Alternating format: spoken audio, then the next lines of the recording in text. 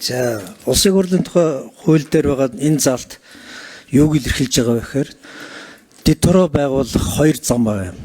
Нэг нь хуулиар, нэг нь хуульгүйгээр байгуулах. За, хуулиар байгуулах нь болохоор өмнөх залт нөхгүй юу? Тэгэхээр хуулиар байгуулахаас бусад дэдтороо байгуулах юм бол тухайн байнгын орны саналыг авна гэж байна. Одоо энэ бидний өргөн барьсан бол хуулиар байгуулах дэдторооны асуудал хуулийн төсөл өргөн барьсан байгаа хилцэх гэж байгаа. Тийм учраас энэ дэд хороо бол хуулиар байгуулгаж байгаа учраас ямар нэгэн байнгын орноос санал авах тухай огт байхгүй. Хууль санаачлагчийн бүр ирэх, улсын хурлын өөрийнх нь бүр ирэх.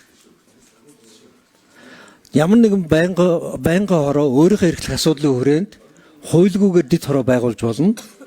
Хэрвээ тэгэх бол тэр байнгын хороо саналаа оруулаад нэгэн чуулганаар дэд хороогоо байгуулна гэдэг ийм зарчимтай. Тэгэхээр дахиад сандаг очрогч над зүйл заалтаа дахиад нуунш та өмнөх заалтанд дурдсанаас бусад дэд хороо гэж байгааз. Дахиад над яг заалтаа уншаад та. Тэгэхээр өмнөх заалт чинь бол юу гэхээр хууль заасан дэд хороонуудын тухай яриа байхгүй юу? Тэгэхээр хууль заасан дэд хороо байгуулахын тулд хуулийн төсөл өргөн барьж байгаа. Хуулийн төсөл дээр ийм дэд хороо байгуулъя гэж. Хэрвээ хууль заагаагүй дэд хороо хууль батлахгүйгээр байгуулах гэж байгаа бол байнгын хороо тогтоолын төсөл өргөн барих байхгүй. Ялгаа нь энэ. Ерөөс. Тэгэхээр энэ ялгааг гаргаж хуулиа унших хэрэгтэй.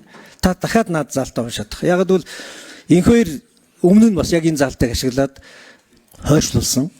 Тэгээ энэ хоёртой би орж уулзсан. Чи хууль заасан дэд хороо байгуулах жахад хууль заагаагүй хуульгүйгээр дэд хороо байгуулах заалтыг ашиглаж хойшлууллаа. Энэ удаад би дугуй орхилоо. Дахиад ийм алдаа гарах юм бол үндсэн хууль заасан хууль санаачлагч эрхийг бүдүүлгээр зөрчиж гэнэ гэд үндсүүлийн төсөлтөг шүү. Энэ хоёрт маш тодорхой биелсэн шүү. Тэгэхээр энэ заалтаа зөв унших хэрэгтэй. Та наач бусад гэж байгаа үстэй. Бусад гэж үг байгааз энэ зүйл заалтанд зааснаас бусад дэд хороог байгуулахтаа гэж байгааз. Тийм үг байгаа.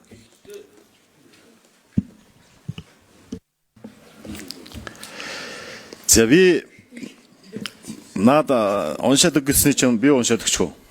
За ийм байна. За таны тайлбарыг би ч түрүүний хурал дээр бас сонссон шүү дээ. Тэгээд цэцэд өгнө гэдгийг би мэдэж байгаа. Ийм байгаа даа. 27-гийн 3 дээр тий дэд хороо байгуулах асуудал шүү дээ.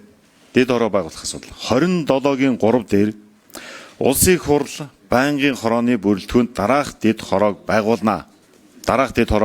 Энэ бол хууль заасан. Аюулгүй байдал гадаад бодлогын байнгын хороонд тусгай хяналтын. Төрийн байгуулалтын байнгын хороонд улсын хурлын гишүүний халдшгүй байдлын. Төсвийн байнгын хороонд төсвийн зарлагын хяналтын. Хууль зүйн байнгын хороонд хүний эрхийн, эдийн засгийн байнгын хороонд тогтвортой хөгжлийн зорилтын гэдэг. Энэ бол таны хэлдгээр хуульд заасан байнгын хороо.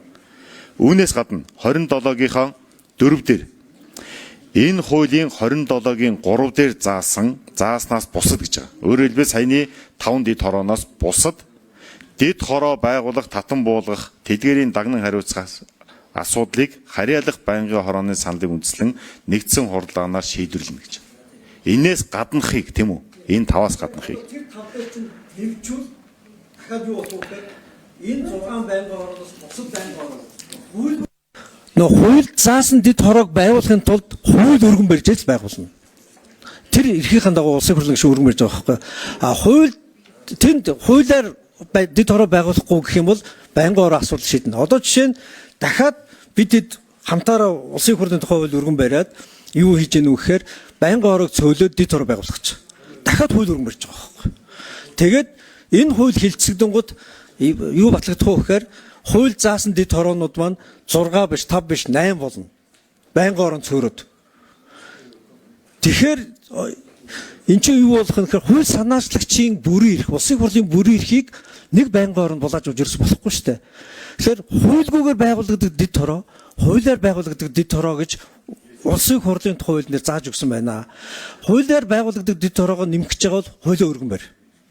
Хуулгүйгээр байгуулах дэд хороо байгуулах гэж бол байнгын хорооныхоо саналаар чуулган шийдэж ийм л хоёр гарц тавьж өгсөн байгаа байхгүй. Энийг хооронд нь мөргөлдүүлж нэг нэгийг нь үүсэж ерөөсө болохгүй. Жишээ нь байгаль орчны байнгын орон дээр магадгүй хуйлгүйгээр хэдүүлээ одоо энэ агаарын бохирдлоо шийдэх дэд хороо байгуулъя гэх юм бол байгуулна шүү дээ. Төрөөрөө байгуулъя бол байгуулна шүү дээ. Хууль өргөн барихгүйгээр.